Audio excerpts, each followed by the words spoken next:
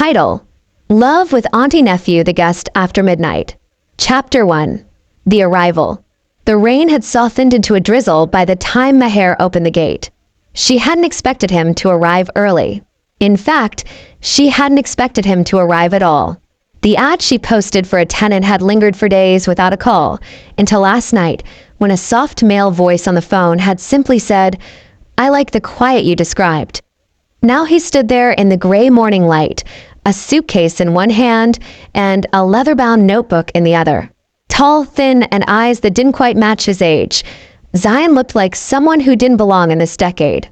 His beard was short but careless, his clothes wrinkled but clean, and when he smiled, it was both sincere and slightly distracted, as if part of him was elsewhere. "You're earlier than expected," Meher said, folding her shawl tighter around her. "Apologies." "Couldn't sleep," he replied, not quite meeting her gaze. She turned and led him inside. The house was old, like her, worn in the ways something loved too long becomes. Every corner carried stories, whispers of another time.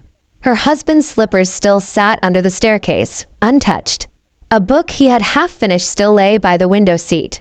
Zion looked around quietly. He didn't speak, but his eyes paused on everything as if cataloging a memory.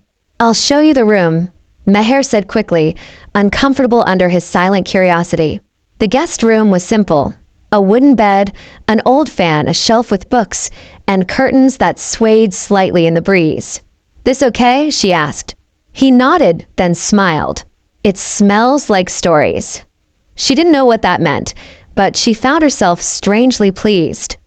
That night, long after Zion had settled in, Meher stood by the window of her own room. The drizzle had stopped. The city hummed faintly under the weight of sleep. From the thin crack under Zion's door, she saw light. He was still awake, writing probably. She told herself it didn't matter. But she didn't sleep for a long, long time. Chapter 2. Cracks in the Silence. The next evening brought with it an odd kind of stillness, the kind that settles only when two people are aware of each other, but pretend otherwise. Meher brewed tea just after Maghrib like she always did. 2 cups, like she always did. Habit, not intention. But this time, before she could pour the second into her usual empty cup, Zion appeared at the kitchen door. "That smells like peace," he said, a faint smile playing on his lips. She arched a brow. "You're poetic for someone who just moved in." He walked in like he'd been doing it for years, and took the cup from her hand before she could reply. Their fingers brushed for the briefest moment. Neither of them mentioned it. They sat in the garden. The night air was cool, and the street beyond the boundary wall was silent. The city had curled into itself. "You live alone?" he asked gently, looking at the moon through the mesh of the trees. "Since 5 years," she answered, sipping slowly. "My husband died. Car crash." He didn't say sorry like most people did.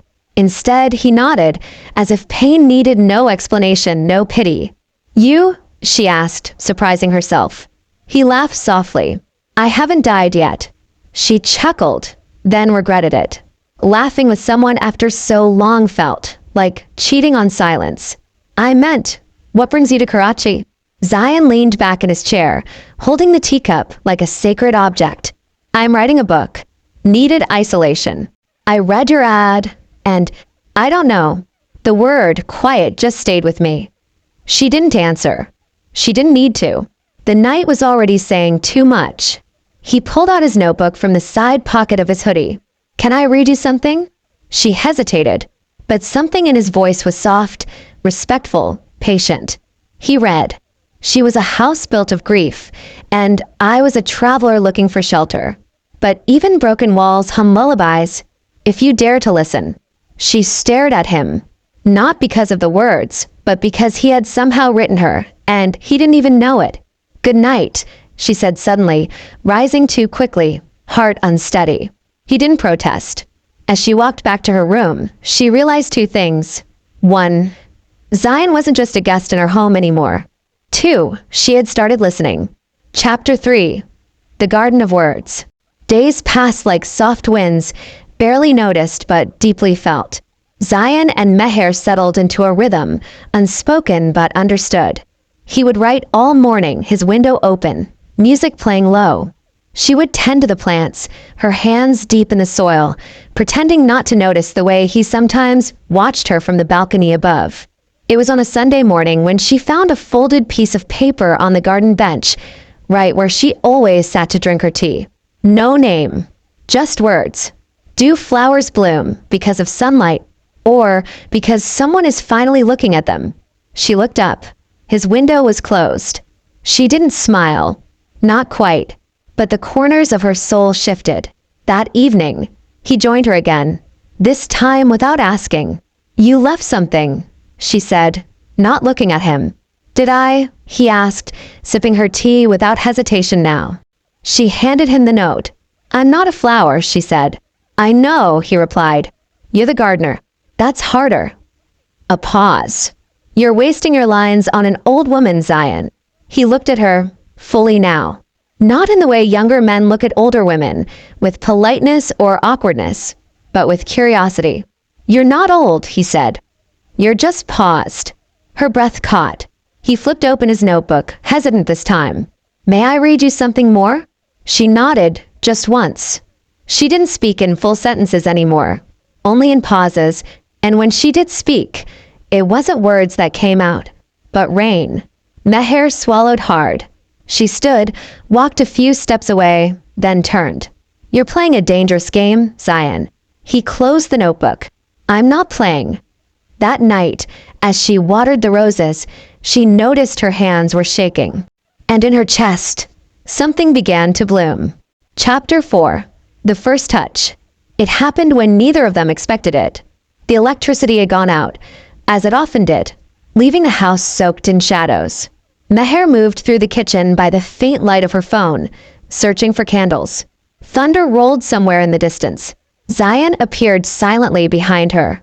"I can help." She turned quickly and bumped into him. Her phone slipped from her hand and clattered to the floor. In that suspended moment, her hand instinctively reached for his chest to steady herself, while his fingers closed gently around her waist. Neither moved. Their eyes locked. Her palm rested just above his heart, and she could feel its quick rhythm. Or maybe it was hers. Or both. "You're warm," he whispered.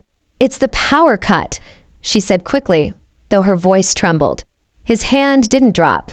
Neither did hers. Outside, the rain had begun, a heavy, sudden downpour like the kind that drowns streets and secrets alike. She stepped back, but slowly, deliberately, as if separating herself from something magnetic. Zion bent to pick up her phone.